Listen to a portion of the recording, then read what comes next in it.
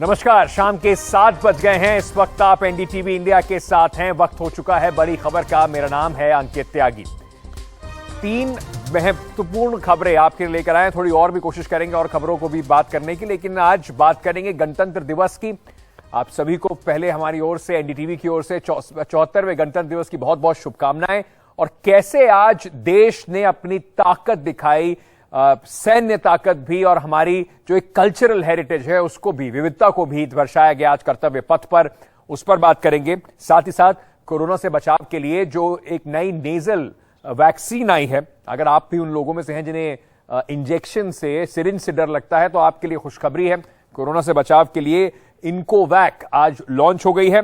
और फिर बात करेंगे शाहरुख खान की फिल्म पठान की। उसका पहला दिन कैसा रहा, बॉयकॉट इतना सारा, उसके ऊपर हंगामा, इतनी चर्चा हो रही थी, तो कैसी कमाई बॉक्स ऑफिस पे वो कर पाई, इस पर भी बात करेंगे। शुरुआत करते हैं हमारी पहली खबर से। देश में आज किस तरीके से धूमधाम से 74वां गणतंत्र दिवस जैसे मनाया गया। सबसे पहले इसी की बात करते हैं। आज कर्तव्य पथ पर पहली बार गणतंत्र दिवस का जो पूरा परेड था वो मनाया गया। देश का 74वां गणतंत्र दिवस आज हम मना रहे हैं। इस मौके पर दिल्ली के कर्तव्य पथ पर परेड हुई। मिस्र के राष्ट्रपति अब्दुल फतेह अल सीसी कार्यक्रम के मुख्य अतिथि थे।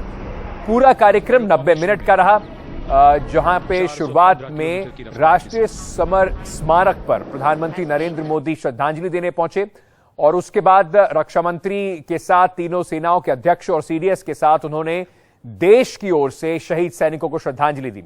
राष्ट्रपति द्रौपदी मुर्मू ने विजय पथ पर तिरंगा झंडा फहराया, जिसके बाद कर्तव्य पथ पर देश की सामरिक ताकत और सेना के पराक्रम का शानदार प्रदर्शन किया गया।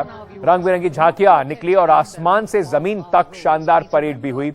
ये जो तस्वीरें इस वक्त आप देख रहे हैं, सुबह की तस्वीरें हैं, जहां पर मार्च कंटिंजेंट भी थे। आज मेड इन इंडिया यानी कि आत्मनिर्भर भारत और नारी शक्ति इस रिपब्लिक डे की थीम थी। इसी वजह से कई सारे, जैसे पैरामिलिट्री फोर्सेस में आप ये असम राइफल्स का देख रहे हैं, यहां पर महिलाओं का मार्चिंग कंटिंजेंट आपको दिखाई पड़ रहा है। और उसके साथ साथ लोगों की नजरें आसमान पर थी। जो फ्लाई पास्ट हुआ, जबरदस्त फ्लाई पास्ट, करीब 50 विमानों ने, रफाल, उसके साथ साथ सुखोई और बाकी विमानों ने भी इसमें हिस्सा लिया। और जो डेयर डेविल्स का मोटरसाइकिल पर जो करतब दिखाने वाली टीम थी, उसने भी खासे तौर पर लोगों को आकर्षित किया। के बाद से इस बल ने समुद्र में 11,000 से एक क्षेत्र में सर्वप्रथम saluting pace, the flash of red, the Central Reserve Police.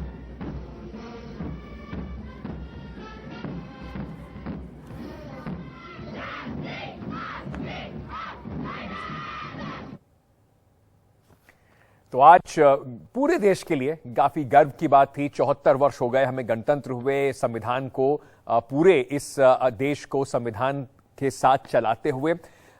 लेकिन अब मैं एक दूसरी खबर की तरफ रुख करना चाहता हूं, जो खबर पिछले काफी दिनों से चर्चा का विषय भी बनी हुई है और विवादों का विषय भी बनी हुई है।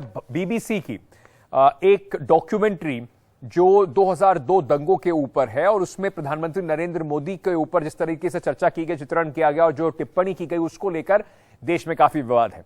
शायद इसी विवाद को लेकर सरकार ने एक अघोषित इस डॉक्यूमेंट्री पे बैन भी है, और जो सोशल मीडिया साइट्स हैं, चाहे ट्विटर हो, फेसबुक हो, चाहे बाकी साइट्स हो, वहां पे इसको हटा दिया गया है। लेकिन कहीं ना कहीं इस अघोषित बैन का एक उल्टा जो असर है वो भी देखने को मिल रहा है बहुत सारी जगह में। केरल में एक तरफ कांग्रेस पार्टी, ये पहली बार, और केरल कांग्रेस से ए.के. एंटनी साहब के पुत्र ने कल इसी डॉक्यूमेंट्री के चलते जो उन पर दबाव था, कांग्रेस को भी छोड़ा। वह कांग्रेस पार्टी ने आज इस विवादित डॉक्यूमेंट्री को दिखाया, शानुमगम बीच पर लोगों को दिखाया गया। वहीं दूसरी ओर कोलकाता में भी जादवपुर यूनिवर्सिटी में यह डॉक्यूमेंट्री का प्रदर्शन किया जा रहा है।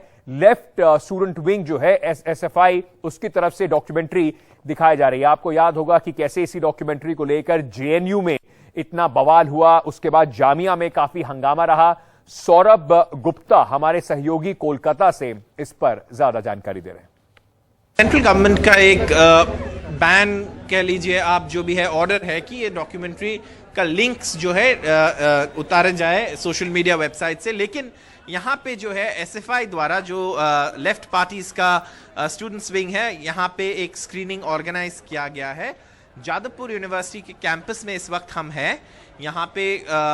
जैसे आप शायद दिल्ली की बात कर ले, जो आपने देखा है, जो जिस तरीके से पुलिस कैंपस में आए हैं या क्लैंप डाउन जिसे हम कहते हैं जो हुआ है, वो बिल्कुल यहाँ पे नहीं है। ये जो स्क्रीनिंग है ये एसएफआई द्वारा ऑर्गेनाइज किया गया है और यहाँ पे छात्र जो है इस जो डॉक्यूमेंट्री है बीबीसी का, जिसको बीजेपी की तरफ से कहा गया है कि ये कॉलोनियल कॉन्स्पिरेसी है प्रधानमंत्री को डिफेम करने का, और दूसरी तरफ से उनको क्लीन चिट मिला है कोर्ट से, लॉ ऑफ द लैंड सबसे सुपीरियर होता है, ऐसे बीजेपी की तरफ से कहा गया है। लेकिन यहाँ पे आप देख सकते हैं जो छात्र है वो यहाँ पे इकट्ठे हुए हैं। स्क्रीनिंग का तैयारियां आप देख सकते हैं, प्रोजेक्टर लगाए गए हैं, स्क्रीन लगाए गए हैं। इस वक्त इस साइड भी है जो छात्र है वो भी इस मूवी को देखेंगे। यहाँ पे बहुत सारे छात्र इकट्ठे हुए हैं और ये जो स्क्रीनिंग है इसको लेके एक विवाद ज़रूर है पूरे देश में।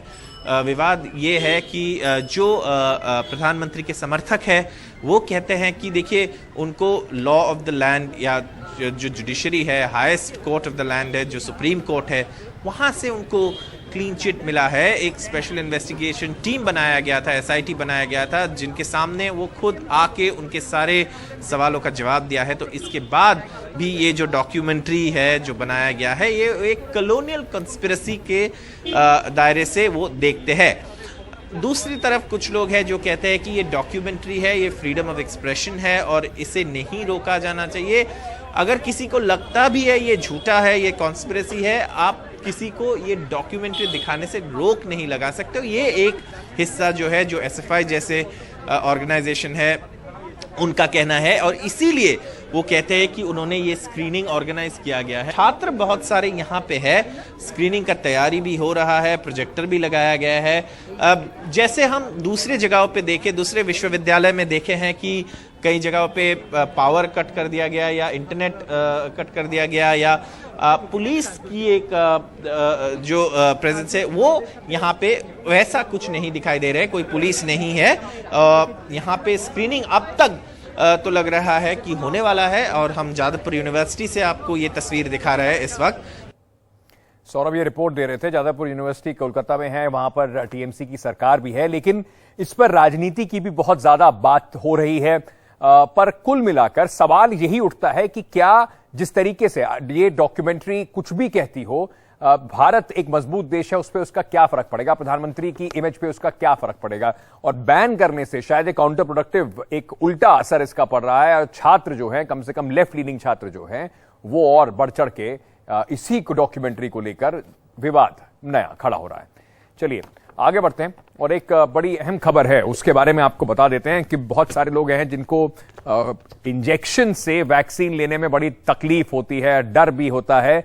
उन लोगों के लिए बड़ी अच्छी खुशखबरी है कि भारत बायोटेक की जो नेजल वैक्सीन है, यानी कि जैसे आप नोज ड्रॉप्स डालते हैं, वो वैक्सीन इनकोवैक आज लॉन्च कर दिया गया है। ये दुनिया की पहली नेजल इंट्रा नेजल वैक्सीन है। कोरोना से लड़ाई में एक बड़ा कारगर हथियार साबित होगा। स्वास्थ्य मंत्री मनसुख मांडविया ने इस वैक्सीन को लॉन्च किया है। इसे बूस्टर डोज की तरह भी लिया जा सकता है। सरकारी अस्पतालों में इसकी कीमत 325 रुपए रखी गई है।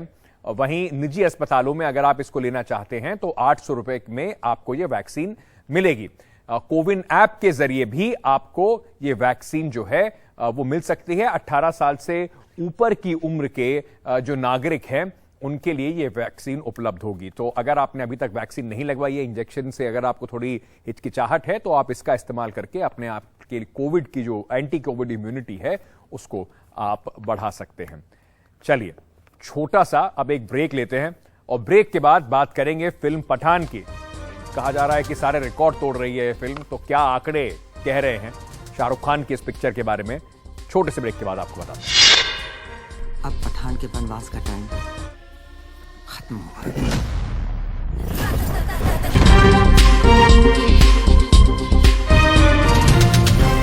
इस फिल्म को लेकर काफी चर्चा है, फिल्म पठान को लेकर काफी विवाद भी रहा।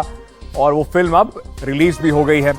तो शाहरुख खान की फिल्म 4 साल बाद शाहरुख खान ने बड़े पर्दे पर वापसी की और इस फिल्म को लेकर जो दीपिका पादुकोण के कपड़ों को लेकर, रंग को लेकर एक बड़ा बवाल रहा था। बड़े बयान भी उस पर हुए। प्रधानमंत्री तक को कहना पड़ गया कि फाइजूल के बयान देना बंद करें उनकी पार्टी के लोग। उसके बाद ये फिल्म अब दर्शकों के सामने है और दर्शकों के हाथ में है कि इसका क्या हश्र हो। लेकिन कम से कम अभी देखने में यह लग रहा है कि पहला दिन फिल्म का हो चुका है। वीकेंड अभी आना बाकी है। फिल्म पठान ने सारे रिकॉर्ड तोड़ दिए। कुछ आंकड़े जरा आपको बताता हूं। पहले दिन की कमाई 55 करोड़ रुपए की बॉक्स ऑफिस पर हुई है। शाहरुख खान के फैंस जबरदस्त उत्साह के साथ इस फिल्म को देखने जा रहे हैं। ओपनिंग दिन में जो कमाई है वो KGF 2 के पहले दिन की कमाई जो थी वो थी 53.95 करोड़ से ऊपर शाहरुख खान की फिल्म है। तो इसका मतलब अभी तक की सबसे जबरदस्त ओपनिंग इस फिल्म को मिली है। दूसरे नंबर पर पिछले दिनों में एक फिल्म रिलीज हुई थी ऋतिक रोशन की, टाइगर श्रॉफ की वॉर। उसको 53.35 करोड़ रुपए की ओपनिंग मिली थी। तो उससे भी ज्यादा इस फिल्म को ओपनिंग मिली है। बंपर एडवांस बुकिंग इस फिल्म की चल रही है और पठान के ज्यादातर शो जो है वो हाउसफुल जा रहे हैं। सुबह 6:30 बजे का हो या रात को 12 बजे का, सारे शो हाउसफुल जा रहे हैं। तो शाहरुख खान के जो फैंस हैं, पठान की दीवानगी उनके सर चढ़ बोल रही है। सीधे चलते हैं। मेरे सहयोगी इस वक्त हमारे साथ प्रशांत सीधे जुड़ रहे हैं। प्रशांत, आपने इस तरह का जो माहौल है, जो दीवानगी है, वो भी देखी। इस फिल्म की शुरुआत से ही लोग कितने सारे इकट्ठे होकर आ गए थे। तो क्या ये मान लिया जाए, सेफ होगा कहना कि हिंदी फिल्म इंडस्ट्री में जो बॉक्स ऑफिस पर ग्रहण लगा था वो पठान ने खत्म कर दिया है?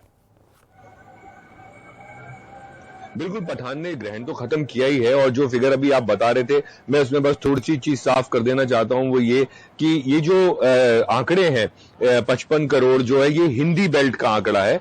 और अगर इसको ओवरऑल देखें पूरे हिंदुस्तान में तो 57 करोड़ का है, यानी 57 करोड़। और पूरा वर्ल्ड वाइड दुनिया भर में जो ये आंकड़ा है वो 106 यानी 106 करोड़ का है। और ये जो 106 करोड़ है ये ग्रॉस है, ग्रॉस। और ये जो 55 और 57 हम बोल रहे थे ये नेट है। नेट मतलब इसमें से एंटरटेनमेंट टैक्स हटा के तब ये फिगर आपके सामने आई है। और 106 करोड़ जो है वो ग्रॉस है, उसमें एंटरटेनमेंट टैक्स भी है। और जो दूसरी बात है वो ये कि रिकॉर्ड जो तोड़े हैं, खाली यही नहीं कि ये हिंदी में पहली फिल्म बन गई है जिसने इतनी बड़ी ओपनिंग ली है। इवन शाहरुख खान की ये पहली फिल्म बन गई है जिसने इतनी बड़ी ओपनिंग ली है। और उसके अलावा जो और रिकॉर्ड्स बना रही है ये भी है कि दुनिया में, मतलब यानी कि विदेश में सबसे ज्यादा कमाई करने वाली ये पहले दिन पहली सबसे ज्यादा कमाई करने वाली फिल्म बन गई है। माफ कीजिएगा। तो ये, और इसके अलावा और भी बहुत सारे रिकॉर्ड्स हैं, जैसे कि यश राज की तीसरी फिल्म है जिसने 50 करोड़ का आंकड़ा पहले दिन पार किया है। तो इस तरह के बहुत सारे आंकड़े हैं। और आने वाले वक्त में, यानी कि आज का जो दिन है, वो माना जा रहा है कि वो करीब 64 से 65 करोड़ की कमाई होगी। जो हम बोलते हैं ना कि प्री अजम्पशंस या प्रेडिक्शंस होते हैं, वो इस फिल्म का जो आज का दिन है, 26 जनवरी छुट्टी थी, तो करीब 65-64 करोड़ रुपए कमाएगी आज के दिन। अंकित, यानी कि रिकॉर्ड तोड़ बम्पर ओपनिंग शाहरुख खान की फिल्म को मिली है। और जैसे कि बहुत बहुत शुक्रिया प्रशांत, शाहरुख खान की एक फिल्म थी बाजीगर, उसमें कहा था कि हार के जीतने वाले को बाजीगर कहते हैं, बॉयकॉट के बाद फिल्म रिलीज करने वाले को पठान और शाहरुख खान कहते हैं। वो शायद वो अब बल्कि सार्थक करते नजर आ रहे हैं। बहुत बहुत शुक्रिया आप सभी का हमारे साथ जुड़ने के लिए। बड़ी खबर में गणतंत्र दिवस की एक बार फिर से आप सभी को शुभकामनाएं। बने रहिए एनडीटीवी के साथ, खबरों का सिलसिला जारी है।